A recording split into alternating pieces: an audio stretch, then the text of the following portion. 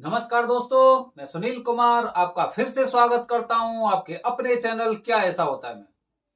दोस्तों, आज की मेरी ये वीडियो बेहद महत्वपूर्ण है और खासकर उन लोगों के लिए जिनको ये जानकारी प्राप्त हुई है कि उनकी कुंडली में किसी भी तरह का दोष है। वो चाहे आपका शनि दोष हो सकता है, राहु दोष हो सकता है, काल सर्प दोष हो सकता है या पितृ दोष हो सकता है। दोस्तों, सबसे पहले मैं आपको यह जानकारी देना चाह रहा हूं कि आपको उस दोष के बारे में कैसे पता चला। हो सकता है आपके पंडित जी जो आपके घर पर पाठ पूजा का कार्य करते हैं उनके द्वारा आपको ये जानकारी मिली होगी। तो उनमें से बहुत से पंडित जी ऐसे होते हैं जो आपको जानकारी देते हैं कि आप इस तरह की पूजा त्र्यंबकेश्वर में करवाइए या फिर महाकालेश्वर में कराइए या फिर संगम में प्रयागराज में करवाइए। इस तरह की चीजें वो बताते हैं। बल्कि बहुत से पंडित जी इस तरह के भी होते हैं जो ये कहते हैं कि इस तरह के दोष की पूजा हम आपके घर पे ही कर देते हैं। काफी पंडित जी ऐसे होते हैं, अगर आप ऑनलाइन सर्च करेंगे तो वो कहेंगे कि हम इस तरह की दोष की पूजा हम ऑनलाइन कर देते हैं। और कुछ पंडित जी इस तरह के मिलते हैं जो ये बताते हैं कि आपके पास में ही जो प्राचीन मंदिर है वहां पर हम इस तरह की पूजा कर देते हैं और उसका हमें पूर्ण फल मिलता है। तो दोस्तों, इसीलिए मैंने पहले ही आपको बताया था कि ये वीडियो उन लोगों के लिए बहुत ज्यादा महत्वपूर्ण है, खासकर उन लोगों के लिए जिनकी कुंडली में किसी भी तरह का काल सर्प दोष है या फिर जो पितृ दोष की पूजा कराने वाले हैं। दोस्तों, अब अगर हम थोड़ा सा एक अलग रास्ते से बात करें, जैसे कि जो लोग कह रहे हैं कि आप ऑनलाइन पूजा करवा लो, आप घर पे पूजा करवा लो, आप प्राचीन मंदिर में पूजा करवा लो। दोस्तों, अगर ये वाली बात सत्य होती तो आप जैसे त्र्यंबकेश्वर में देखेंगे या फिर आप महाकालेश्वर में देखेंगे तो आपकी सोच एकदम पलट जाएगी कि जिन दोषों की शांति के लिए कोई स्थान उपयुक्त है उसके बावजूद भी अगर हम उसे फॉलो नहीं कर रहे हैं तो उसका आपको कितना अच्छा रिजल्ट मिलेगा, कितना परिणाम मिलेगा उसका। बहुत से लोग मुझे बताते हैं कि हमने तो कालसर्प दोष की पूजा कराई या पितृ दोष की पूजा कराई, लेकिन पूजा कराने के बाद भी और हमारे कुछ अच्छे परिणाम नहीं दिखाई दिए हैं। ऐसा लग रहा है कि पूजा पूरी तरह से सही नहीं हुई है। दोस्तों, मैं सबसे पहले आपसे कहना चाहूंगा कि अगर आप कालसर्प दोष की पूजा करा रहे हैं या पितृ दोष की पूजा करा रहे हैं तो त्र्यंबकेश्वर और महाकालेश्वर सर्वोत्तम स्थान है, सर्वोत्तम स्थान। अब मुद्दे पे आ जाते हैं कि भाई हमें किनसे पूजा करानी चाहिए। देखिए, केवल आपके घर के आसपास का क्षेत्र ही ऐसा नहीं है जो इस तरह की बातें कहते हैं कि काल सर्प दोष की पूजा मैं आपके घर पे ही करा देता हूं। केवल आपके आसपास आपकी सोसाइटी में ही, आपके सिटी में ही ऐसे पंडित जी नहीं हैं जो ये कह देते हैं कि चलो मैं आपकी पूजा जो काल सर्प दोष या पितृ दोष की पूजा एक प्राचीन मंदिर में करा देता हूं। ये ऐसे पंडित जी आपको त्र्यंबकेश्वर में भी मिलते हैं। त्र्यंबकेश्वर में भी ऐसे पंडित जी हैं जो त्र्यंबकेश्वर, जैसे कि पितृदोष की पूजा होती है तो पितृदोष की पूजा संगम वाली जगह पर होती है जहां पर ब्रह्मा विष्णु महेश साक्षात रूप से वहां पर उपस्थित है और उसी तट पर गोदावरी नदी के तट पर यह पूजा होती है। लेकिन जिन पंडित जी से आपने संपर्क किया उनकी तो वहां पे एंट्री नहीं है। आपने तो देखा कि भाई ये लोग कम पैसे ले रहे हैं और बड़ी बड़ी बड़ी बातें कर रहे हैं, बड़े मतलब प्रख्यात पंडित लग रहे हैं मुझे, तो पूजा करवा लेते हैं इनसे।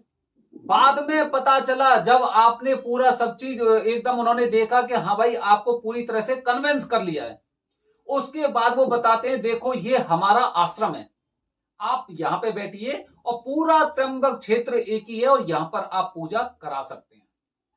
समझ रहे बात को? बात वही है, ऑनलाइन प्राचीन या घर पर। उन्होंने इस गेम को किस तरह से खेला है कि वो लोग पहले तो आपको पूरी तरह से फंसा लेते हैं, जब उन्हें लगता है कि बंदा पूरी तरह से कन्विंस हो गया है उसके बाद वो उसे अपने आश्रम में ले जाते हैं और वहां पर वो पूजा कराते हैं। और वो देखा जाए तो वो उनका भी आश्रम नहीं है, वो बता देंगे ये हमारे गुरुजी का आश्रम है, और वहां पर वो पूजा करा देते हैं। समझना मेरी बात को जो मैं कहना चाह रहा हूं। अब दोस्तों क्या हुआ, इन पंडित जी में और उन पंडित जी में कोई अंतर नहीं है। दूसरा, पितृदोष की पूजा केवल वहीं पर होती है, वहीं पर होती है जो मैंने आपको जगह बताई है, बिल्कुल त्र्यंबकेश्वर मंदिर के ठीक पीछे। ये तो एक बात हो गई। दूसरे तरह के पंडित जी भी है वहां पे। दूसरे तरह के पंडित जी कैसे होते हैं कि एक पंडित जी जो वहां पर किसी आश्रम में रहते हैं, उनके काफी सेवक होते हैं, और सेवक वहां पर घूमते रहते हैं और देखते रहते हैं कि कौन पूजा कराने आ रहे हैं। उन्हें पता चल जाता है, उन्हें पता चल जाता है कि हाँ भाई इन्हें पूजा करानी है। वो आपसे संपर्क करने की कोशिश करेंगे, वो आधे से ज्यादा चीजें आपको पहले से ही बता देंगे, देखो ऐसा होगा वैसा होगा, वो गुरुजी बहुत पुराने हैं, ऐसे पूजा करते हैं वैसे पूजा करते हैं, आप उनके साथ चल दिए। अब गुरुजी का वहां पे स्थान ही नहीं है। गुरुजी क्या है, गुरुजी ने दूसरे गुरुजी से कांटेक्ट कर लिया है। अब इनके माध्यम से पहले उनका सेवक जाता है, सेवक जाने के बाद उनसे बात होती है, बात होने के बाद वो किसी दूसरे गुरुजी के पास भेजते हैं, और दूसरे गुरुजी फिर वहां पर उनके अपने हिसाब से पूजा करते हैं। और उसके बारे में भी तुम्हें जानकारी नहीं है कि ये पंडित जी पूजा करने के लिए उपयुक्त हैं कि नहीं है। मैंने बताया ना, त्र्यंबकेश्वर में जब आप जाओगे तो आप पहचान नहीं पाओगे कि जिस हिसाब की मुझे पूजा करानी है, मैं इतनी दूर से आया हूं, उस हिसाब के पंडित जी यहां पर हैं कि नहीं है। मैं जिनसे पूजा करा रहा हूं वो इसके उपयुक्त हैं कि नहीं है। क्योंकि वहां पर जब आप जाएंगे तो वहां पर काफी जगह के पंडित जी बसे हुए हैं। कोई कहेगा 10 साल से, कोई कहेगा 15 साल से, कोई कहेगा 50 साल से। लेकिन एक चीज और बता देता हूं, वहां पर काल सर्प दोष पूजा और पितृदोष पूजा के जो स्थान है वहां पर पूजा करने का हर किसी को अधिकार नहीं है। हर किसी को अधिकार नहीं है, चाहे भले ही वो 50 साल से वहां पर रह रहा हो। आप जिनसे पूजा कराते हैं आप उनसे बात करके देखना, या फिर आपने जिनसे पूजा कराई है आप उनसे बात करके देखना, वो ज्यादा से ज्यादा क्या बताएंगे, 10 साल 15 साल से मैं यहां पर इस काम को कर रहा हूं।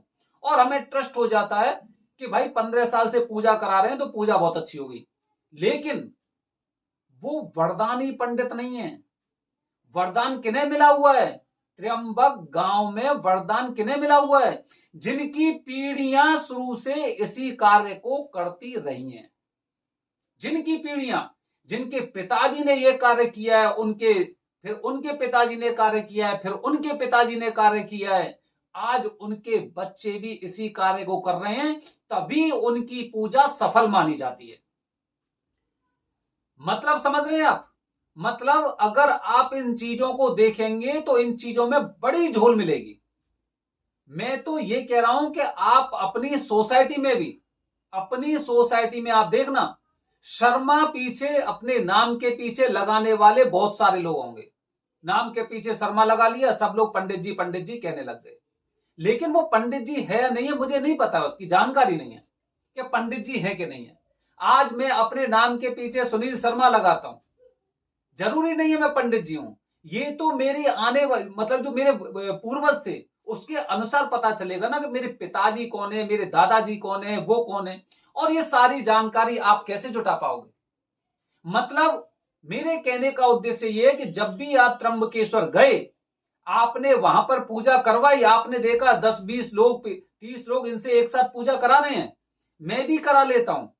पूजा कराई, मन में सोचा कि चलो पूजा हो गई, लेकिन कुछ समय बाद हमें घर पहुंचने के बाद ना तो हमें उसके अच्छे परिणाम मिल रहे और ना ही पंडित जी ने हमें पूरी जानकारी दी कि हमें कौन कौन से नियमों का पालन करना है। बस बोल दिया कि मांस मदिरा का सेवन नहीं करना, बात खत्म हो गई। तो दोस्तों पहली बात तो ये हो गई कि मैं इतनी दूर जा रहा हूं तो मेरा उद्देश्य रहना चाहिए कि मैं जिनसे पूजा करा रहा हूं उनके बारे में मुझे जानकारी है कि नहीं है।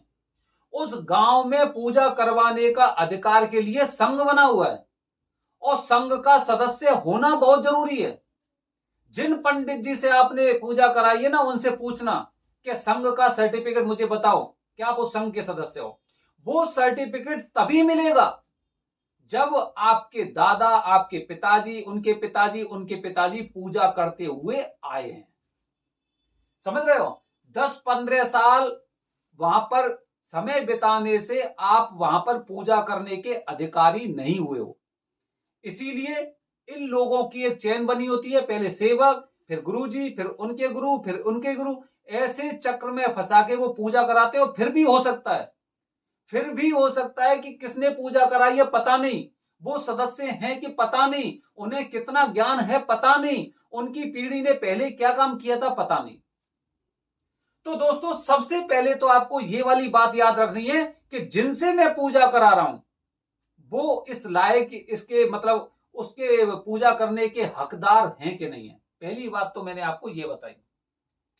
दूसरी बात बता रहा हूं दोस्तों कि अब आप एक बात बताइए कि वहां पे आपने देखा कुसावर तीर्थ है, और कुसावर तीर्थ पे ही आप देखेंगे वहां पर काफी लोग ऐसे होंगे पूजा करा रहे होंगे, 30 जने बैठे हैं, 25 लोग बैठे हैं। अगर आप अकेले पढ़ाने वाले हो, 30 बच्चों को पढ़ाने के लिए बोला जाए कि हाँ भाई 30 बच्चों को पढ़ाना है, आप 1 घंटे में, 2 घंटे में, 3 घंटे में कितने लोगों पर ध्यान रख सकते हो? सब पे जब, बल्कि ये तो है कि आप स्कूल वाला काम, मतलब जो स्टूडेंट वाला काम, वो तो अगले दिन चेक कर सकते हो, लेकिन जो पूजा कर रहा है, पूजा की विधि कर रहा है, वो क्या गलती कर रहा है ये तो आपको नहीं पता है। ये आपको नहीं पता है क्योंकि पंडित जी ने तो बोल दिया, आगे की लाइन वालों ने ठीक किया, पीछे की लाइन वाले भूल गए पंडित जी ने क्या बोला था। और जैसे ही मिसमैच होता है, जो उन्होंने कहा वो नहीं हुआ, उसके बाद मंत्र का जाप करना है, वो करना है, नहीं कर पाए क्योंकि उसमें हम फंस गए। तो ज्यादा भीड़ में पूजा करवाने के ये नुकसान भी होते हैं कि हम विधिवत तरीके से मन लगाकर उस पूजा को नहीं कर पाए।